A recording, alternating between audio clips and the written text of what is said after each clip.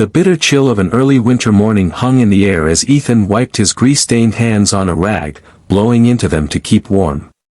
He had been up since dawn, working tirelessly in the small repair shop he had taken over from his father. Business wasn't booming, but he got by, barely. He wasn't in it for the money. He had a simple philosophy: help people, and the rest would work itself out. As he stepped outside for a break, a battered old sedan limped into the lot, rattling like a tin can full of stones. The moment the driver pulled up, the engine let out a final sputter and died. Ethan winced. That didn't sound good. From the driver's seat, a woman climbed out, her long brown hair disheveled, worry etched across her tired face. In the back seat, a little girl, no older than 5, hugged a stuffed rabbit, her wide eyes peeking over the dashboard. "Please tell me it's not as bad as it sounds," the woman said, her voice tinged with hope but lined with exhaustion. Ethan offered a reassuring smile. "Let's take a look." As he popped the hood, the smell of burning oil hit him like a punch. He let out a low whistle. "Looks like your radiator's shot, and the transmission isn't in great shape either." The woman sighed, rubbing her temples. "Just my luck. I can't afford another breakdown. My daughter, Lily, has school, and I need to get to work." Ethan glanced at her worn-out coat, her scuffed shoes, and the fatigue in her eyes. He knew that look. It was the look of someone barely holding things together. He had seen it often enough in his own mother's eyes when his father passed away, leaving them to scrape by on next to nothing. "Let me see what I can do," he said. The woman hesitated. I don't have much to pay you." Ethan waved a hand. "Don't worry about that. Just give me a bit of time." Her eyes widened. "But..." "No buts," Ethan interrupted with a grin. "I've been there before. Sometimes, you just need a little kindness." Tears welled in her eyes, but she quickly blinked them away. "Thank you. I'm Ava, by the way." "Ethan," he replied, already rolling up his sleeves. "A labor of kindness." Ethan worked tirelessly through the afternoon, replacing the radiator with a refurbished one he had in the back. He fixed a few other issues he hadn't mentioned, things that would have led to bigger problems down the road. Ava sat inside the small waiting area, sipping a cup of tea he had offered her, keeping Lily entertained with crayons and an old coloring book. As he worked, he thought about his own struggles, how hard it had been to keep his father's shop running, the endless bills, the long nights where he questioned if he was making a difference at all. But today, fixing Ava's car without expecting anything in return, he knew, this was why he did it. By evening, the car was ready. Ethan wiped the sweat from his brow and walked up to Ava, keys in hand. "You're good to go." She stood, stunned. "How much do I owe you?" He shrugged. "Call it a favor. Just pay it forward someday." Ava covered her mouth, overwhelmed. "I don't know what to say." "You don't have to say anything," Ethan replied. "Just drive safe." She stepped closer, eyes brimming with gratitude. "You have no idea what this means to me."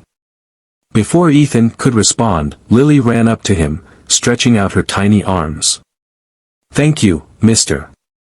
Ethan chuckled, crouching to her level. "You're very welcome, little one."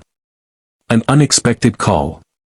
A few days passed, and Ethan had nearly forgotten about Ava and Lily, until his phone rang. The voice on the other end was professional, confident. "Mr. Ethan Carter." "Yeah, that's me. I'm calling from SNR Motors. We'd like to offer you a position at our company's service department. Are you available for an interview?" Ethan nearly dropped the phone. SNR Motors was one of the biggest automotive companies in the state. There must be some mistake. I didn't apply." There was a slight pause. "Let's just say someone recommended you. Are you interested?" Ethan's heart pounded. A job at SNR Motors could change everything. He could finally have a steady paycheck, benefits, even a shot at saving his father's shop. But why would they reach out to him? I'd be honored, he stammered. When's the interview? The truth revealed. Ethan arrived at the sleek SNR Motors headquarters, feeling out of place in his worn jeans and oil-stained boots. As he stepped into the interview room, he stopped in his tracks. Ava stood there, smiling warmly. "Ethan," she greeted, gesturing for him to sit. He blinked. I don't understand." She chuckled. "I should probably introduce myself properly. Ava Reynolds, CEO of SNR Motors." His jaw dropped. "You own this place?" She nodded. "My father started it, and I took over after he retired." Ethan ran a hand through his hair. "But why am I here?" Ava leaned forward. "Because I want people like you in my company, people who help without expecting anything in return. You could have charged me every penny I had, but instead, you chose kindness." He shook his head, still in disbelief. "I was just doing what I thought was right. And that's exactly the kind of person I want on my team," Ava said.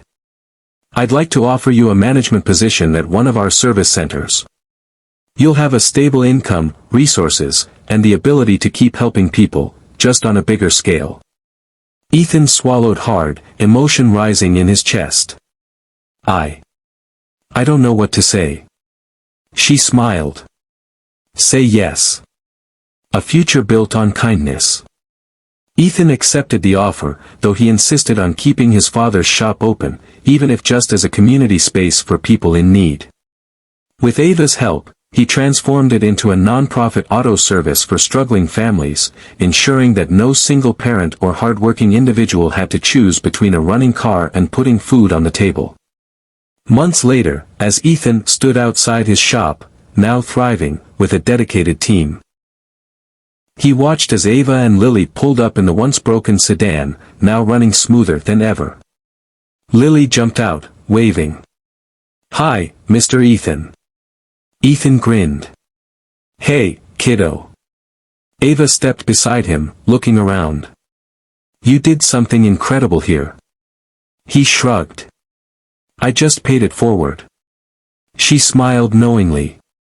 "Well, you changed my life." Ethan looked out at the bustling garage, at the people getting help just like Ava had months ago. "And you changed mine." In the end, it wasn't about the money or the job, it was about the power of kindness.